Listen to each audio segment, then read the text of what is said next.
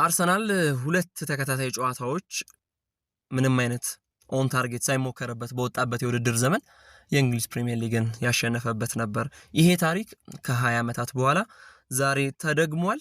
ይሄ ምናልባት አርሰናል ወደ ዋንጫ ያመራ ይሆን የሚጠበቀው ጉዳይ ነው። እንዴት አመሻችሁ ክቡራን፣ ቤስት ስፖርት ዩቲዩብ ገጻችንን እየተከታተላችሁ ስለሆነ ከልብ እናመሰግናለን። የእንግሊዝ ፕሪሚየር ሊግ 8ኛ ሳምንት ፉልሃም በክራቨን ኮቴጅ አርሰናል የገጠመበት ጨዋታ በአርሰናል አሸናፊነት ተጠናቋል። አርሰናል በጨዋታው ላይ ጠንከር ያሉ አጋጣሚዎች ተፈጥረውበት ነበረ። እንደዛም ቢሆን ግን ምንም አይነት ኳስ ኦን ታርጌት ሳይሞከረበት ዴቪድ ራያም የተለየ የሙከራ ወይም የመመለስ እንቅስቃሴ ሳያደርግ ነው ጨዋታው የተጠናቀቀው። ጠቅላላ ያለ ጨዋታውን ስንመለከተው ክራቨን ኮቴጅ ላይ አርሰናል 1-0 ያሸነፈው። ከረፍት መልስ አርሰናል በተለመደው መልኩ ከማዕዘን ምት ወይም ከቆመ ኳስ ጎሉን አስቆጥሯል። ሊሳንድሮ ትሮሳርድ ነበር ጎሉን ያስቆጠረው። በዚሁ ውጤት 1-0 ተጠናቋል። ጎሉ ከተቆጠረ ከ58ኛው ደቂቃ በኋላ በእርግጥ ፉልሃም በተሻለ ጫና ጨዋታውን ሲያደርግ ነበረ። አርነ ስሎት ከሊቨርፑልና ማንቸስተር ዩናይትድ ጨዋታ በፊት የአርሰናል ጎሎች 60% ከሴት ፒስ የተገኙ ናቸው የሚል ሐሳብ አንስተው እንደነበረ ይታወቃልና አሁን ይሄ ቁጥርም እንደሚያድግ ይጠበቃል። በትክክል አርሰናል አሁንም ሴት ፒሶቹን የቆሙ ኳስ አጋጣሚዎችን በሚገባ ወደ ጎልነት እየቀየረ እንደሆነ ማሳያ ነው።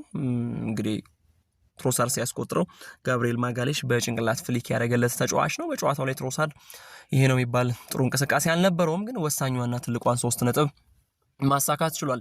ሚኬል አርቴታ ከጨዋታው በፊት ክራቨን ኮቴጅ ላይ ቡድኑ ማሸነፍ አልቻለም ባለፉት 2 ዓመታት ምን ትጠብቃለህ የሚል ጥያቄ በቀረበለት አጋጣሚ እንደ ከርስ አይነት ነገሮች፣ እርግማን የሚመስሉ ነገሮች ዘንድሮ እያስተካከልናቸው ነው።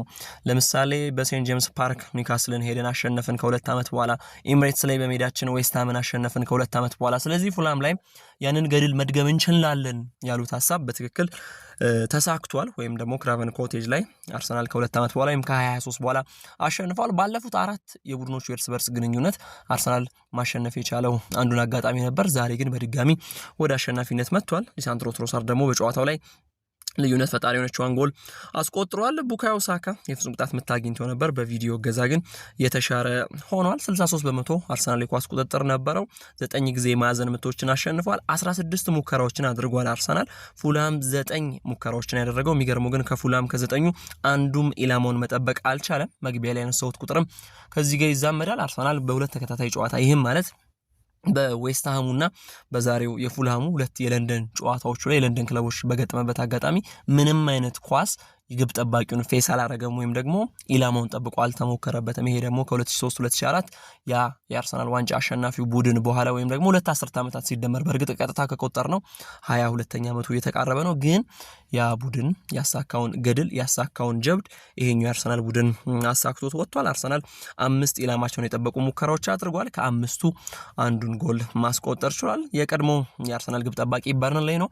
በፉልሃም በኩል በአስደናቂ የጨዋታ ጊዜ ያሳለፈ ተጫዋች እንደሆነ መናገር ይቻላል። ጠንካራ ኳሶችን ሲሞክር ነበር። በተለይ የቪክቶር ዮኬሬሽ ኳሶችን በጥራት ሲያተርፍ ነበር። በአንደኛው አጋጣሚ ዮኬሬሽ ከሞከረበት በኋላ ዳግም ሪባውንድ የነበረውን ኳስ የማርቲኔሊን ኳስን መልሶ የማዕዘን ምት ሲያደርገው የጨዋታው ትውስታችን ነበር። በልዩነት መጥቀስ ከተቻለ በፉልሃም በኩል የበርንሌኖን እንቅስቃሴ በደንብ ማድነቅ ይቻላል።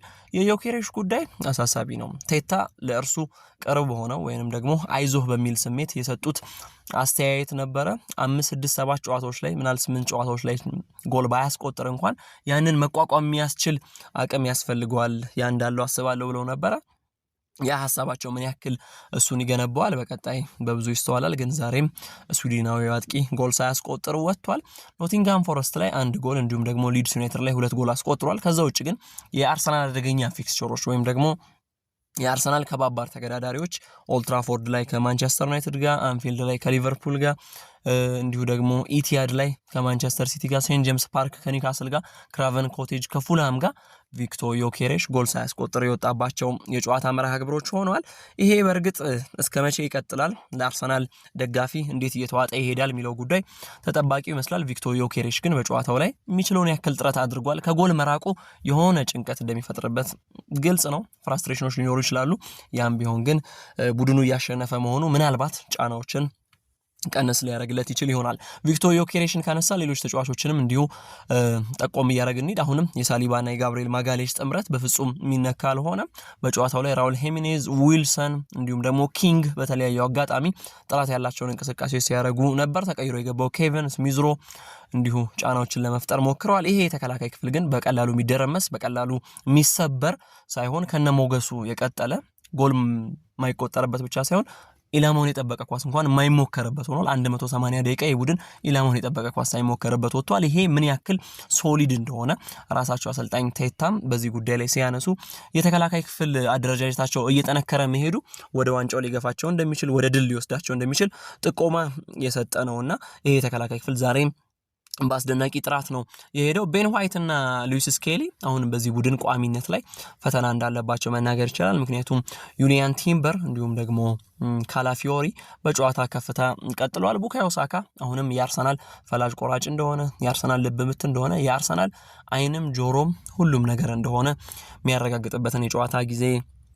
አሳልፈዋል። ቪክቶር ዮኬሬሽን ለማግኘት የጣረባቸው አጋጣሚዎች ምንም እንኳን ወደ ጎልነት ባይቀየሩም እርሱ ግን እድሎችን እየፈጠረ ቻንስ ክሬት እያደረገ ነበር። በግሉ ጎል ለማስቆጠር ጥረት ያደረግ ነበረ።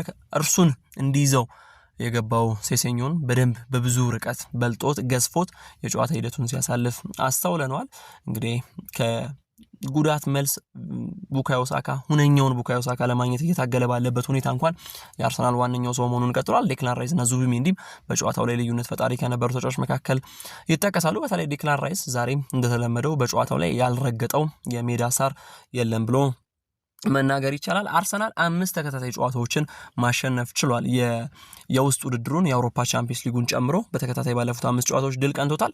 በእንግሊዝ ፕሪሚየር ሊግ ደግሞ 3 ተከታታዮችን ጨዋታዎችን ማሸነፍ ችሏል። በተለይ ማንቸስተር ሲቲ አድፍቶ እየመጣ መሆኑ ቀን ላይ ኤቨርተንን አሸንፎ ከመሪው አርሰናል ጋር በኩል በነጥብ 16 መገኘቱ ለአርሰናል ፈተናውን ያበዛው ይመስል ነበረ። ነገ ሊቨርፑል እስኪጫወት እንኳን ማንቸስተር ሲቲ የአርሰናል ሁነኛው ተገዳዳሪ መስሎ ነበር። በመጨረሻ ግን አርሰናል የነጥብ ልዩነቱን ወደ 3 ከማንቸስተር ሲቲ ጋር ከሊቨርፑል ጋር ደግሞ ወደ 4 አሳድጎ ተቀምጧል። ፉላም በተቃራኒው ያለፉትን 3 ተከታታይ ጨዋታዎች መሸነፉን ተከትሎ 14ኛ ላይ ለመቀመጥ ተገዷል። ማርኮ ሲልቫ ምናልባት በኖቲንጋም ፎረስት እቅድ ውስጥ እንዳሉ እየተነገረው ነው። አንጄ ፖስቴኮግሉ በእንግሊዝ ፕሪሚየር ሊግ ታሪክ በጣም በፈጣኑ ከጅምሩ ጀምሮ ከመጀመሪያው ተነስተው በጣም በፈጣኑ የተሰናበቱ አሰልጣኝ ሆነዋል። 8 ተከታታይ ጨዋታ ማሸነፍ አልቻሉም ነበረ። በተቀጠሩ 39ኛው ቀናቸው ወይም የቅጥር ደብዳቤ በተሰጣቸው 39ኛ ቀናቸው የመልቀቂያ ደብዳቤያቸውም ተሰጥቷቸዋል። ምናልባት የፉላም አሰልጣኝ ማርኮ ሲልቫ እሳቸው ሊተኩ የሚችሉበት እድል እንዳለ መናገር ይቻላል። አርሰናል ግን አሁንም በከፍታው መሄዱን ቀጥሏል። ጆዋኪም አንደርሰን እና ቶም ኬርኒ በጉዳት በፉልሃም በኩል ተቀይረው የወጡ ተጫዋቾች ናቸው። ኖርጋርድ ዮኬሬሽን ቀይሮ ገብቷል። በአርሰናል በኩል አርሰናል በየትኛውም የጨዋታ ሂደት ለምሳሌ የጨዋታው ደቂቃ 75ኛውና 80ኛው ደቂቃ አካባቢ የኳስ ቁጥጥር ፉልሃም የመጨረሻዎቹ 5 ደቂቃዎች ሲታዩ እስከ 73% የደረሰበት አጋጣሚ ነበር። ተደጋጋሚ ወደ ግብ ላይ ይደርስ ነበር። ግን ግብ አካባቢ ሲደርስ ሶስተኛው ዞን 14 ካለፈ በኋላ የተቃራኒ ቡድን የመከላከያ ቀጠና ወይም ደግሞ ሶስተኛው የማጥቂያ ሜዳ ላይ ሲደርስ የሐሳብ እጥረቶች ነበሩ። በተቃራኒው የአርሰናል የመከላከል አደረጃጀትም ጥንካሬ ፉልሃም ከነዛ አጋጣሚዎች ላይ ምንም ነገር እንዳያደርግ አስገድዶታል። አሁን ተጠባቂው ነገር አርሰናል አደገኛ ከተባሉ ፊክስቸሮች ሁሉ ነጥቦችን እየሰበሰበ ነው። ለምሳሌ ሴንት ጄምስ ፓርክ ተጉዞ ኒውካስልን መገዳደር የሚችል ቡድን አልነበረም። ወይም ደግሞ ቢገዳደርም ሲያሸንፈው አይስተዋልም ነበረ። ዌስትሃም አስቸግሮት ነበረ። ከማንቸስተር ሲቲ ጋር ኢቲአር ላይ ሄዶ ነጥብ እየተጋሩ መምጣት ለአርሰናል ቀላል አልነበረም። ባለፉት 2 ተከታታይ ዓመታት ግን አድርጎታል፣ ዘንድሮና ያለፈው ዓመት ላይ። ስለዚህ ይሄ ቡድን አሁን የቀረው የዋንጫውን ሂደት ብቻ ማሳመርና ማስተካከል ነው። እርግጥ ነው 8ኛው ሳምንት ላይ ደፋር መሆን ይጠይቅ ይሆናል አርሰናል እዚህ ጋር ዋንጫውን ያሸንፋል ብሎ ለመናገር። ግን ደግሞ ካለፉት ዓመታት በጣም የተሻለ አርሰናል ስኳድ ብዙ ያን ይናገራል። ማርቲን ኦዴጋርድ በሌለበት ጨዋታ ላይ ኤብሪቼ ኤዜ ለቦታው በጥራት ሲጫወት ተስተውሏል። እርግጥ ነው ዛሬ ኤብሪቼ ኤዜ የጨዋታው ሁነኛ ሰው ነበር ብሎ ለመናገር አያስደፍር ይሆናል። ግን ደግሞ ኦዴጋርድ ባልነበረበት አጋጣሚ ማይጨነቅ አርሰናልን እያየን ነው። እንደ ሞስኬራ አይነት ተጫዋች ከተቀያሪ ወንበር ላይ ተመልክተናል። ሂንካፔ በጥሩ የአካል ብቃት በጥሩ አካል ብቃት ላይ እንደተገኘ አሰልጣኙ ሲያነሱ ሰምተናል። ስለዚህ ሂንካፔና ሞስኬራ በተቀያሪነት በመሃል ተከላካይነት አሉ። ስኬሊና ቤን ዋይት አሁንም ዝግጁ ሆነው የሚጠብቁ ተጫዋቾች ናቸው። ፊት መስመሩ ላይ ጋብሪኤል ሄሱስ እየደረሰ ነው፣ ካይ ሃቨርትዝ እየደረሰ ነው። ስለዚህ ይሄ ውድድር ዘመን ለአርሰናል በብዙ ያደላ ይመስላል። በ19 ነጥብ ሊጉን መምራት ጀምሯል። አንፊልድ ላይ ነገ ምሽት 12:30 ላይ ሊቨርፑል ከማንቸስተር ዩናይትድ እስኪጫወቱ ድረስ መሪነቱን 3 ነጥብ ላይ ማስቀመጥ ችሏል። ሊቨርፑል አቻ የሚወጣ ከሆነ 3 ነጥቡ ይቀጥላል። ሊቨርፑል የሚያሸንፍ ከሆነ ወደ 1 ነጥብ ዳግም ይመለሳል። ሊቨርፑል በዛው የሚቀጥል ከሆነ ግን የአርሰናል ሁነኛው ተገዳዳሪ ምናልባት ማንቸስተር ሲቲ ሆኖ በ3 ነጥብ ርቀት ላይ የሚቀመጥ ይሆናል።